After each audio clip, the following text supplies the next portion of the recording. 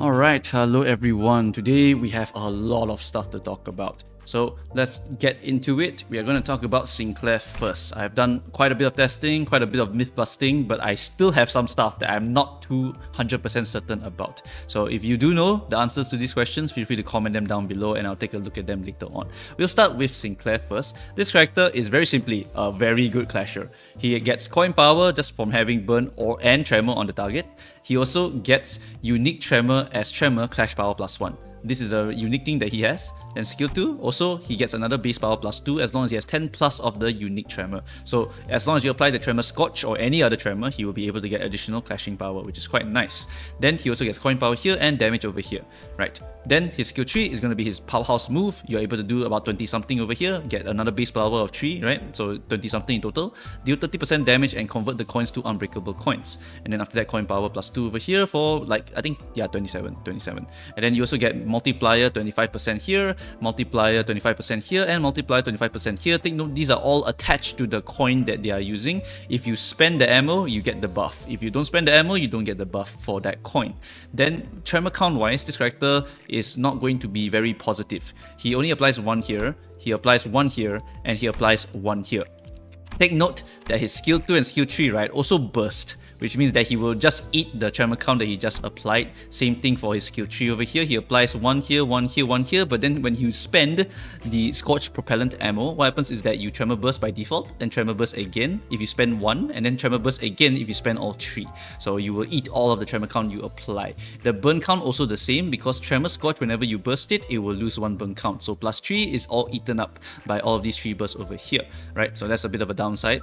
But on the other hand, you also apply 3 burn and 4 burn for 7 burn potency. Skill 2, skill 1, they don't really spend ammo, so they will not have any burn application on them. So this character, burn application wise, not going to be super hard. Tremor also not really very good. He's actually more of an Unga Bunga character. He legit just Unga Bungas. He applies a little bit of status and he remains neutral, which is really all I could ask for this character, because his main purpose in life is actually just to give ammo to our Meursault. His defense skill is going to be Pride. That's the only thing that actually matters. The guard skill can be used if you want to sandbag him and just let him get hit all the time, so you can apply the tremor potency to the enemy. But unlikely that you will ever use this except for triggering the passive itself. Right, so passive, he always starts with 15 ammo, only his skill 3 consumes ammo, and if you spend the ammo with skills, skill 3, or passives, his passive, gain damage up equal to the amount spent next turn. When flipping a coin that spends it, and you don't have it, you just cancel the burn part of the coin, nothing else. Alright, Ammunition Tribute, 3 Pride Resonance. This is the most important one, and there's quite a few myths here. I'm going to try to address the little few myths that I've kind of seen myself. I believe Magic Bullet, okay, this one's a bit second-hand information. I believe Magic Bullet does not get reloaded by Ammunition Tribute. Secondly, Solemn Lament does get reloaded by this. And the last one is that every other ammo character, full stop, your LCCB, all reindeer, Rabbit, Heathcliff, all of them get the ammo reloaded. So all of them still work with this passive over here. The thing to note is that only full stop Heathcliff's Atelier Bullet cannot be reloaded by this, because the bullet itself says it cannot be reloaded anyway, right? There's no way to reload the Atelier Bullet. He only starts with 1 of them, right? So that's the only one that does not get affected. I'm pretty sure Magic is also the other one that does not get affected. Everyone else, yeah, it will work as per normal. Okay, and then what you need to do to trigger this is 3 Pride, of course, but the target that you want to reload must have fewer than half rounded up ammo. Then you spend your own Scorch Propellants and give it to that person. Alright, you have 15 Scorch Propellants and you only have 1 skill that eats 3 of them, and you can give up to 5 of your ammo away. So even if you minus 5, there's still 10 bullets left, which means you still have plenty of time to just spam your skill 3s, right? So yeah, this is definitely not a problem. Take note, it's only once per encounter and it's only up to 5, which means you're not gonna full reload anyone, alright? You're gonna just extend the duration of which they can just spray their bullets around, because bullets are very precious for these characters.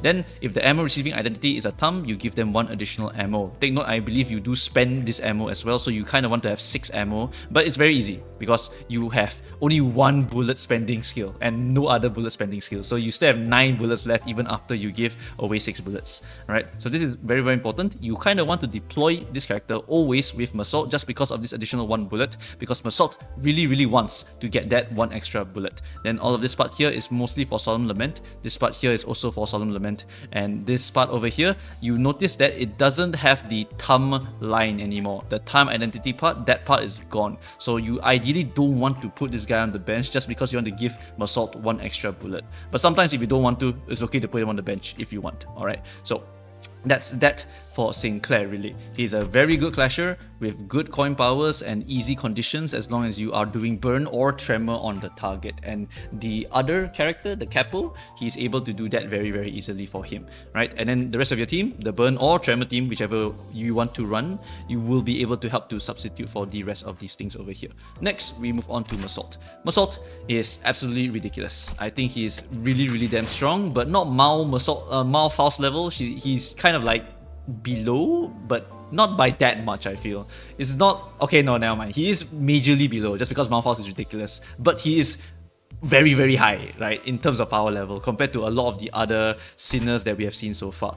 The reason being is that he has great synergies with his egos. The Capote ego legit makes tremor equal to burn on target. So if you put him in the burn team, you can make 99 burn become 99 tremor as well, right? It's add-on. It's not even like replace, it's add-on. So you can 99, 99, and that means your tremor scotch will do 99 plus 99 divided by 2. So that is a lot of damage, and that's why it's divided by 2, by the way.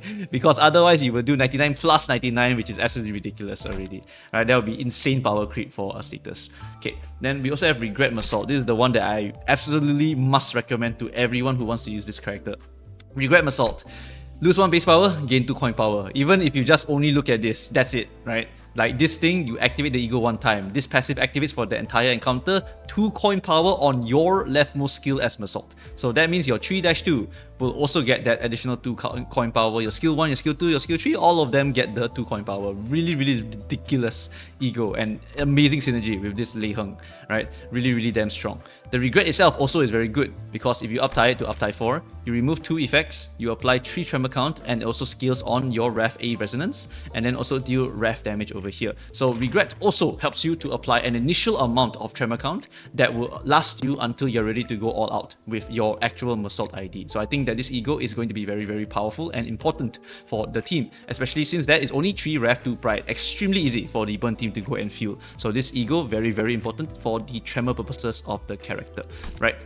Then after that, Capote, yeah, you saw it. You know what it does. It's insanely good. And also take note that that ego also rolls 45. 45. That's more than other Blossom Star Ishmael, right? Really, really high rolling skill. Basically, you can almost never ever lose a single clash as long as you have Capote in your party. So that is going to be an extremely important thing to use with this character, right? So now we go back to our Meursault over here. I have to mention all of that first before we go into him, because there's a lot of stuff that we must consider, because he always has +2 coin power.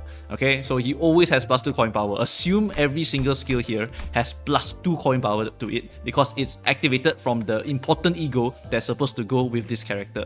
Next, we look at the passive, because another thing that's also hidden to you is that your Tiger Mark rounds give you 1 coin power and 10% damage multiplier if you spend the ammo. If there's no ammo, then nothing happens. But if you spend it, you get +1. Extremely good.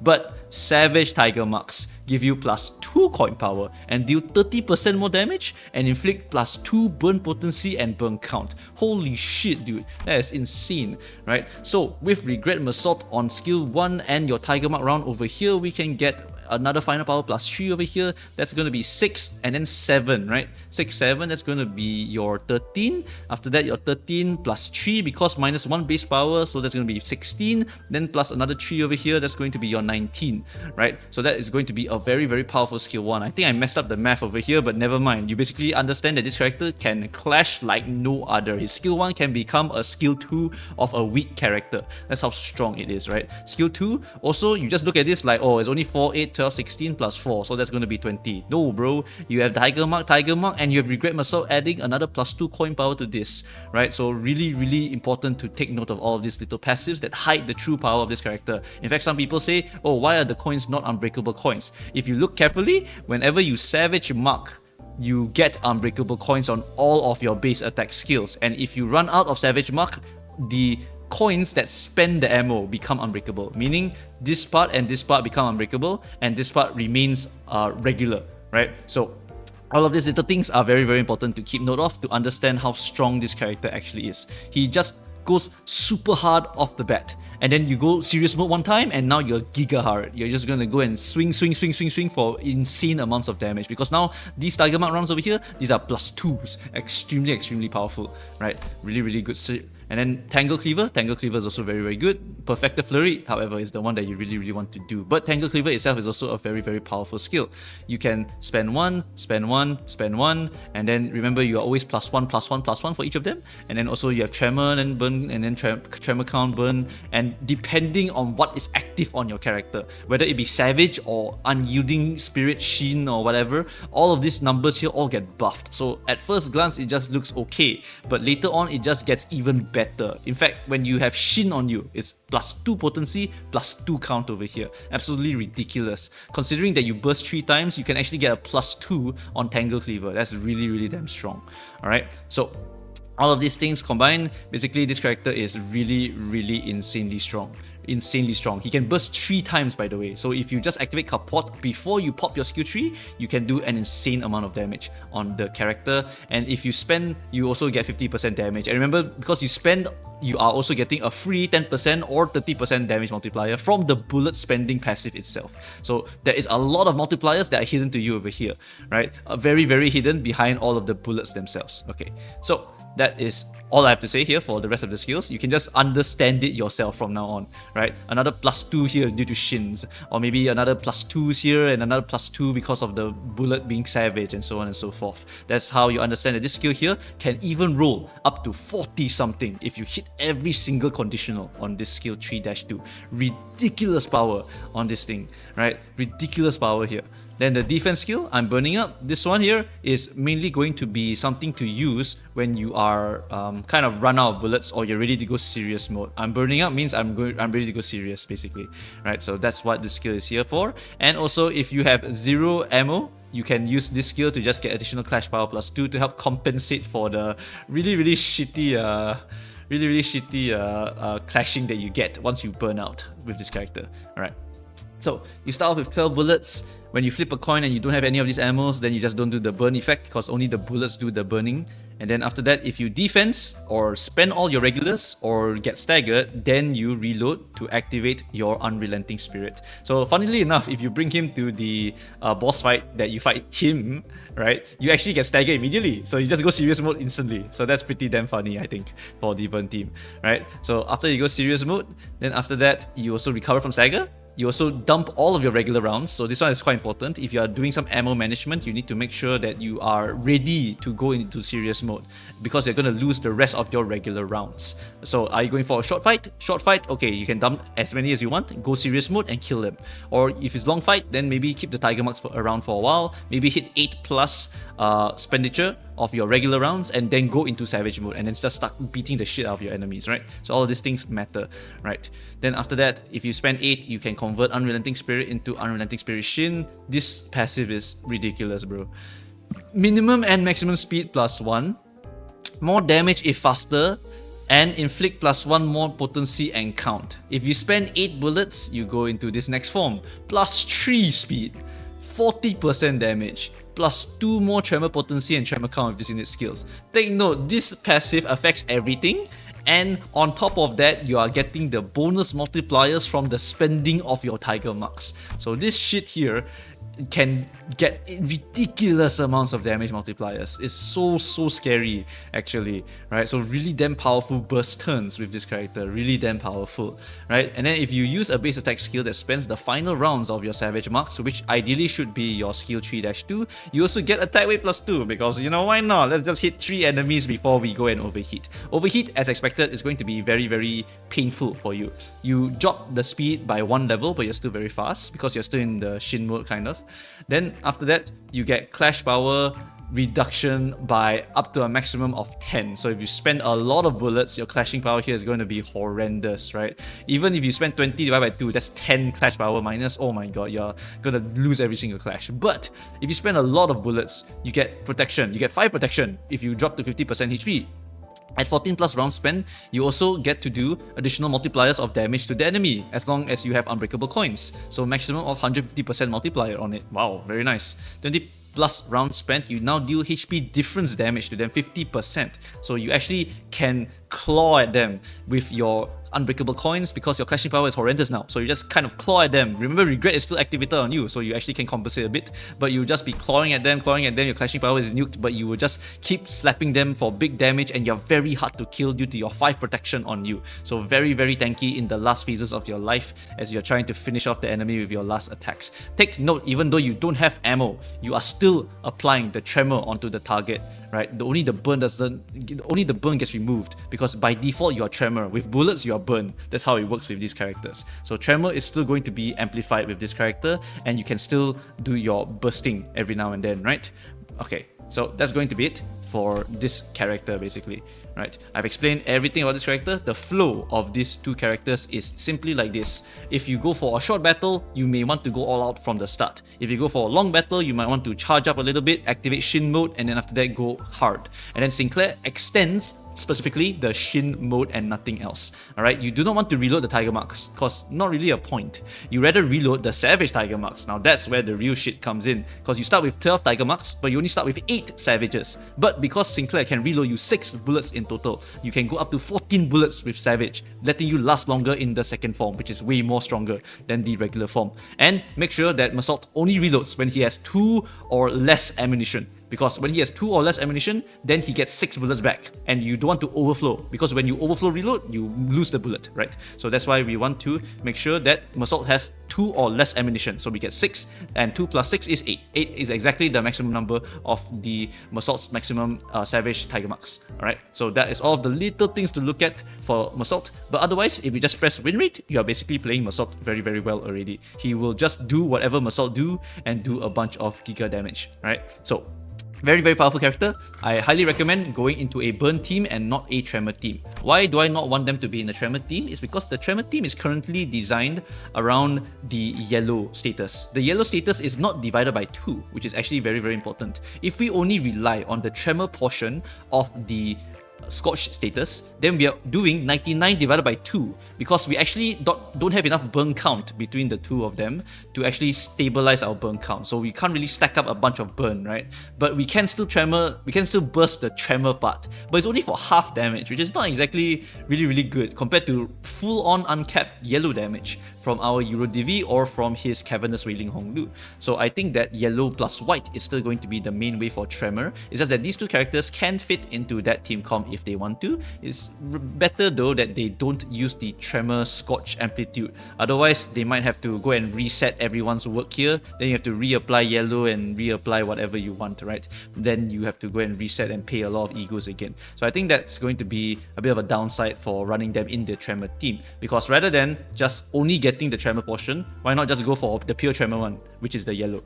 But for the burn, because there's no other tremors, and because Kapot will straight up transfer burn into tremor, like 99 tremor application if there's 99 burn, really insane stacking, right? Then you can just stack with the rest of the burn characters, activate Kapot one time, get a big burst, and now only you two are going to be bursting, only you two will consume the burn count, but everyone else will be helping you apply the burn count. Then the tremor count, you just need to activate a few egos to just make sure and maintain it, and then after that, once you go serious mode, you don't have to worry because you'll be very positive on your tremor count already at that point. So I think this team is the ideal one. You want to use your Meursault here and then you want to use your Sinclair here. Philip, you can go and sit in the corner because this guy must feed this guy more bullets. Alright, so that is going to be the main team comp to run them in. Then after that, since we can have run 7 members now, we can do 1, 2, 3, 4, 5, 6, 7, or you can add in your Sank, or you can add in your Liu, up to you, depending on what you want to do. If you need sanity for early boss fight or something, then use this one. If you just want Unga Bunga no brain, use this one, so on and so forth, right?